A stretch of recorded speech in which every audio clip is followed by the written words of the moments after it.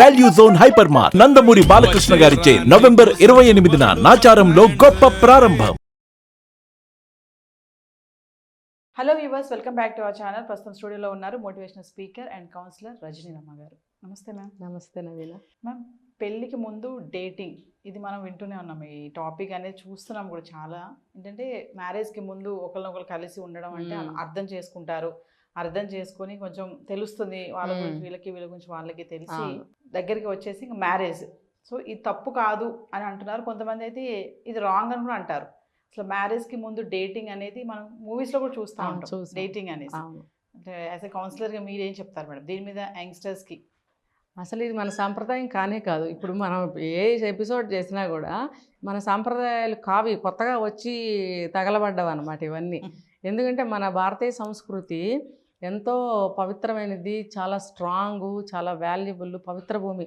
ఏది తీసుకున్నా సరే వేదభూమి, పుణ్యభూమి, ఇలా ఎన్నో విధాలుగా చెప్పుకునే మన భారతదేశాన్ని పాడు చేయడానికి బయట నుంచి కల్చర్ ఎవడో ఒకడు పట్టుకొస్తాడు. వాడే ఎక్కడో ఒక 20 ఏళ్ళు అమెరికాలో ఉన్నాడు అనుకోండి ఫర్ ఎగ్జాంపుల్, ఇంకా వాడికి అక్కడ తప్పనిసరి పరిస్థితుల్లో అక్కడ ఏదో చేసుకుంటాడు. అది చూసి ఇక్కడ వాళ్ళు మొదలు పెడతారు, అంతే తప్ప ఇదేం మన కల్చర్ కాదు. అయితే ఈ డేటింగ్ అనేది మన 20 సంవత్సరాలు అవుతుందేమో, ఒక సినిమా కూడా వచ్చింది. అయితే పెళ్లి కాకుండానే ప్రెగ్నెంట్ అవుతుంది, దాని రిఫ్రిగేషన్స్ అన్ని తర్వాత చూపించాడు. అంటే ఆ కథ వేరు, కానీ ఆ పాయింట్ అనేది పెట్టాడు అందులో.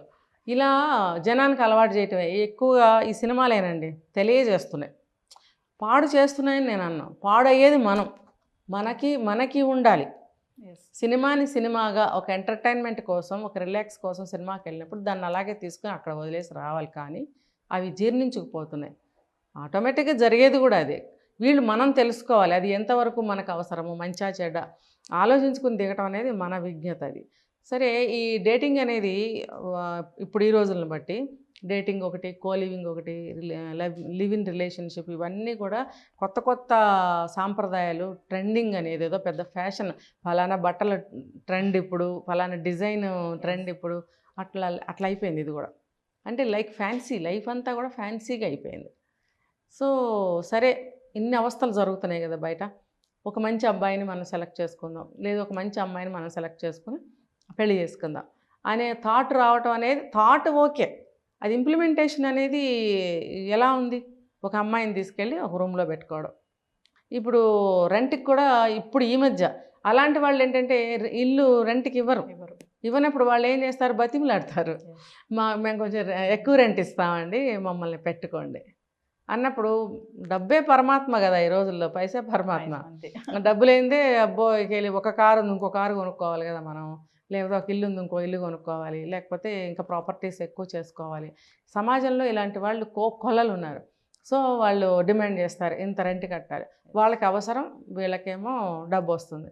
సో వీళ్ళు ఎంత రెంట్ చెప్తే అంత రెంట్కి వాళ్ళు దిగుతున్నారు, ఉంటున్నారు కలిసి. ఆ డేటింగ్ అనివ్వండి, కోలివింగ్ అనివ్వండి, రిలేషన్షిప్ అని ఏదన్నా చెప్పుకోనివ్వండి, అర్థం చివరికి వచ్చేటప్పటికి అదే ఉంటుంది. ఆ డేటింగ్ చేసేటప్పుడు ఒకరికొకళ్ళు అర్థం చేసుకోవటం అని చెప్పి మొదలు పెడతారు. ఫస్ట్ ఇష్టత కలిగింది, సరే మన ఇద్దరం నువ్వేంటో నేనేంటో తెలుసుకుందాము, ఉందాము అనుకుంటారు. ఇద్దరు నిర్ణయించుకుని దిగుతారు ఒక ఇంట్లో. సరే, భార్యాభర్తల్లాగానే వండుకుంటారు, తింటారు, ఎవరు ఉద్యోగాలకు వాళ్ళు వెళ్తారు. నడుస్తూ ఉంటుంది. బాగా అర్థం చేసుకుంటారు, మైనస్లు ప్లస్లు మాట్లాడుకుంటారు. ఇన్ ఫ్యూచర్ మనం ఎలా ఉండాలి, నువ్వు మా కుటుంబంలోకి వచ్చాక ఎలా ఉండాలి, నువ్వు కూడా ఇలా ఉండాలి. ఇద్దరు కూడా చాలా బాగా, అంటే 100% బాగా అర్థం చేసేసుకున్నారు. తర్వాత ఏంటి, ఓకే మనం పెళ్లి చేసుకుందాం అని చెప్పి ఇంకా వెళ్ళిపోతారు. ఇది ఒక రకమైనటువంటి మెంటాలిటీ ఉన్న వాళ్ళ గురించి. సెకండ్ మెంటాలిటీ వాళ్ళు ఉంటారు. వాళ్ళేంటి, ఇన్ని చేశాం కదా, నాకు ఇంకా కొంచెం డౌట్ ఉండిపోయింది. అదేంటంటే ఒకళ్ళకొకళ్ళు సాటిస్ఫై ఎవరు ప్రపోజ్ చేస్తారో ముందు వాళ్ళకి రావచ్చు థాట్, తను నన్ను సాటిస్ఫై చేయగలడా లేదా చేయగలదా సెక్సువల్గా అనేది థాట్ ముందు ఎవరికి వస్తే వాళ్ళు ఆ పాయింట్ రైజ్ చేసి అడగటం అనేది జరుగుతుంది. సరే, ఆ అమ్మాయికి అనుకోండి, అవతల పార్టీ ఎవరైనా కానీ వాళ్ళ మనసులో కూడా చెప్పకనే, బయట పెట్టకనే ఒక డౌట్ ఉండనే ఉంటుంది. సరే అడిగాడు కదా, సరే నేను క్లియర్ చేసుకుంటే పోలా, ఇన్ని రోజులు కలిసి ఉన్నాం, స్వతంత్రత చనువు అనేది వచ్చింది, కాబోయే భార్యాభర్తలం, తప్పేముంది, సరే ఓకే అంటే ఓకే, కమిట్ అవుతారు. ఇది రాంగ్.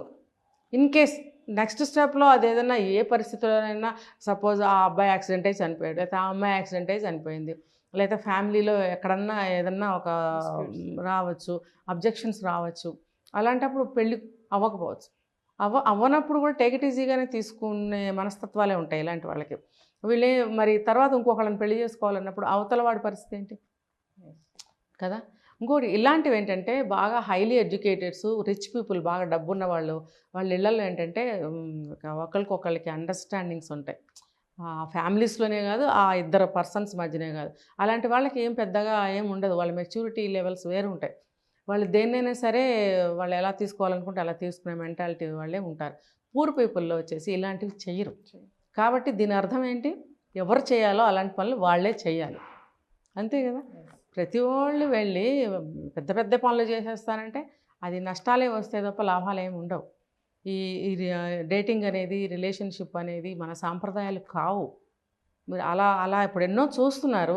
చూస్తూ కూడా ఇంకా మిగతా వాళ్ళు మళ్ళీ ఇంకా అదే దారిలో వెళ్తున్నారు. ట్రెండ్ తీసి పక్కన పడేయండి. పక్కన పడేసి అసలు మన ఫ్యామిలీ ఏంటి, మన ఊరేంటి, అసలు మన దేశం దాకా వెళ్ళొద్దు. పోని మన ఊరు, లేకపోతే మన బంధువుల సంఘం ఒకటి ఉంటుంది, కుల సంఘాలని, లేకపోతే ఒక సర్కిల్స్ ఉంటాయి. ఎవరికి సంబంధించిన సర్కిల్స్, మన సర్కిల్లో ఇది తగునా, అట్లీస్ట్ ఇదన్నా ఆలోచించుకోగలిగితే ఇలాంటి పనులు చేయరు. ఇది అంత శ్రేయస్కరం కాదు. మీరు అంతగా మంచా చెడ్డ అని తెలుసుకోవాలి అని అనుకుంటే మీరు బయట ఎక్కడైనా కలవచ్చు, 10 సార్లు కలవండి. లేకపోతే మీరు చెప్పండి, పోనీ పక్కన ఫ్రెండ్స్కి మేము ఇలా అనుకుంటున్నాం కాబట్టి మేము ఇలా వెళ్తున్నాము, ఏంట్రా ఎన్నిసార్లు తిరుగుతున్నావు అని అడిగితే చెప్పుకోండి, తప్పేం లేదు. ఇప్పుడు అలవాటు అయిపోయింది కదా అందరికీ విషయాలు. అంతేగాని ఇలా కలిసి ఒక రూమ్లో ఉండటము, సెక్సువల్గా కమిట్ అవ్వడము, చివరికి అది అవ్వకపోతే ఇంకొక ప్రాబ్లంలోకి దిగటము లేదు. ఆఫ్టర్ మ్యారేజ్ వీళ్ళకి గొడవలు వచ్చే పరిస్థితి కూడా వస్తుంది, ఛాన్సెస్ ఉంటాయి. ఎందుకంటే పెళ్ళికి ముందు అన్ని అట్రాక్షన్స్, తాళి కట్టలేదు, ఇంకా సొంతం అవ్వలేదు. తాళి చూడండి, తాళి కడితే చాలు నువ్వు కంప్లీట్గా నా దానివి, నా వాడివి అనే ఫీలింగ్స్, భావాలు ఖచ్చితంగా ఉంటాయి. అంతవరకు కూడా ఎంత సెక్సువల్గా కమిట్ అయినా కూడా ఇంకా పెళ్ళి అవ్వలేదు కానీ ఒక మార్జిన్ ఉంటుంది. ఉన్నప్పుడు మీరు కొంచెం పాటిస్తారు కొన్ని మొహమాటాలు అనేవి.